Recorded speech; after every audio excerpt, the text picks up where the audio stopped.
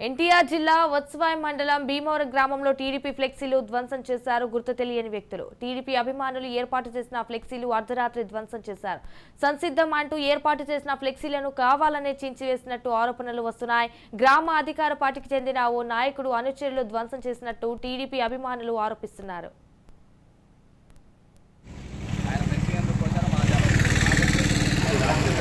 ఒక వర్గానికి చెందిన అనుచరులు చేశారని మాత్రం తెలుస్తుంది మాకు వచ్చిన ఇన్ఫర్మేషన్ ప్రకారం.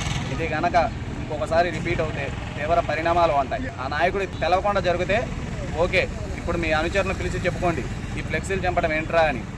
ఒకవేళ లేదు మేము ఒంటెద్దు కోతలేకే పోతాము, ఏదైతే అదే జరిగిద్దంటే దీని పరిణామాలు మాత్రం మీకు తీవ్రంగా ఉంటాయని హెచ్చరిస్తున్నాం.